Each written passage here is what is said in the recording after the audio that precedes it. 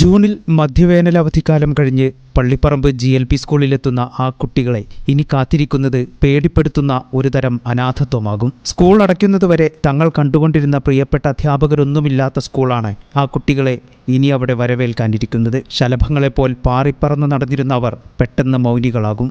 കുഞ്ഞുമക്കളുടെ കളിച്ചിരികളാലും അധ്യാപകരുടെ സ്നേഹവായ്പകളാലും ഒരു ശലഭോദ്യാനമായിരുന്നു ഏതാനും ദിവസം മുൻപ് വരെ പള്ളിപ്പറമ്പ് GLP സ്കൂൾ. ഇന്ന് ആ സ്കൂളിനെ ഒന്നാകെ പേടിപ്പെടുത്തുന്ന ഒരു നിശബ്ദത പൊതിഞ്ഞിരിക്കുന്നു. ഭീതിതമായ അനാഥത്വമാണ് സ്കൂളിനെ ഇനി കാത്തിരിക്കുന്നത്. പള്ളിപ്പറമ്പ് സ്കൂളിൽ ഇനി ആകെ അവശേഷിക്കുന്നത് 4 പേർ മാത്രം. LP വിഭാഗം അധ്യാപികയായ ഹസനത്തും LKG അധ്യാപികമാരായ റസീനയും യശോദയും ഒപ്പം പ്യൂൺ ഗോപാലകൃഷ്ണനും. ബാക്കി 7 അധ്യാപികമാരും പാചകത്തൊഴിലാളിയും മരണത്തിൻ്റെ കരിമ്പടം പുതച്ചു. എല്ലാവരുമായും ഏറെ സ്നേഹത്തോടെ മാത്രം ഇടപെട്ടിരുന്നവരാണ് സ്കൂളിലെ എല്ലാ അധ്യാപകരുമെന്ന് മുൻ അധ്യാപകനും സ്കൂളിന് തൊട്ടടുത്ത് താമസക്കാരനുമായ മുഹമ്മദ് ബഷീർ പറയുന്നു. എൻ്റെ പേര് മുഹമ്മദ് ബഷീർ.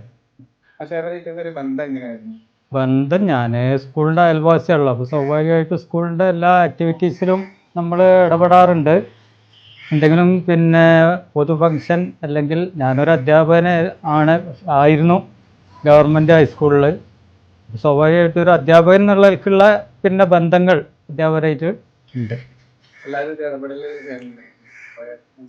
എല്ലാ ഇടപെടൽ നല്ല നിലക്ക് തന്നെയായിരുന്നു. കാരണം HM എന്തെങ്കിലും ഒരു പരിപാടി ആസൂത്രണം ചെയ്യുകയാണെങ്കിൽ സ്വാഭാവികമായിട്ട് നമ്മളോട് ചോദിക്കും, ഇങ്ങനെയൊക്കെ ചെയ്തുകൂടെ എന്നുള്ള രൂപത്തിൽ.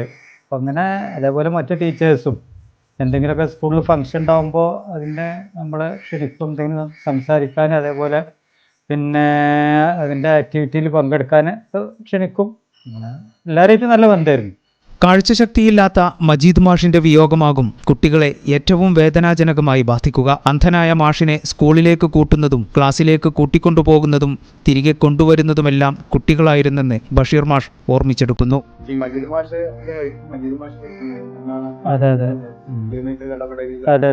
മാഷ് ഒരു നല്ലൊരു അധ്യാപകരായിരുന്നു. ഒരു എന്താ പറയുക, ഇൻബോണായിട്ട് തന്നെയുള്ള കുറേ കാര്യങ്ങൾ കുട്ടികളുടെ പാട്ടിലൂടെയും കഥകളിലൂടെയൊക്കെ കയ്യിലെടുക്കുന്ന ഒരു സ്വഭാവക്കാരനായിരുന്നു. കണ്ണ് കാണുന്നില്ല എന്നുള്ള ഒരു പരിമിതി മാത്രമാണുള്ളത്. ബാക്കിയുള്ള എല്ലാ കാര്യങ്ങളിലും കുട്ടികളെ ഇപ്പോൾ ഓട്ടോറിക്ഷയിൽ മാഷ് വന്ന് ഇറങ്ങിയാൽ നേരെ കുട്ടികൾ ഓടി വരും, കയ്യും പിടിച്ച് സ്റ്റാഫ് റൂമിലാക്കും. ക്ലാസ്സിലേക്ക് കൊണ്ടുവരുന്ന കുട്ടികളാണ്. അങ്ങനെ എല്ലാം കൊണ്ടും കുട്ടികളായിട്ട് നല്ലൊരു മിങ്കിൾ ചെയ്തുകൊണ്ടുള്ള നല്ലൊരു ബന്ധമായിരുന്നു. അതൊരു വലിയൊരു വിഷയം തന്നെയാണ്. ഇന്നലെ ഞങ്ങൾ ചർച്ച ചെയ്തൊരു വിഷയമാണ്. കാരണം കുട്ടികളൊക്കെ ഇവിടുന്ന് സ്കൂൾ പൂട്ടിപ്പോയി. ഇനി റിസൾട്ട് വരാനിരിക്കുന്നുണ്ട്.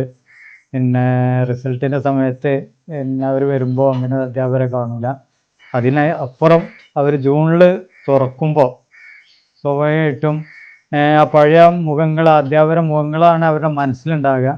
വരുമ്പോൾ ആ പഴയ ഒരൊറ്റ ആളും കാണില്ല എന്നുള്ള ഒരു ടീച്ചർ മാത്രമാണ് പോകാതിരുന്നത്. അപ്പോൾ അതല്ലാത്ത മറ്റ് ടീച്ചേഴ്സിനെ മൊത്തം അവർ കാണില്ല എന്നുള്ളത് അവരെ സംബന്ധിച്ചിടത്തോളം ഒരു പ്രശ്നം തന്നെയാണ്.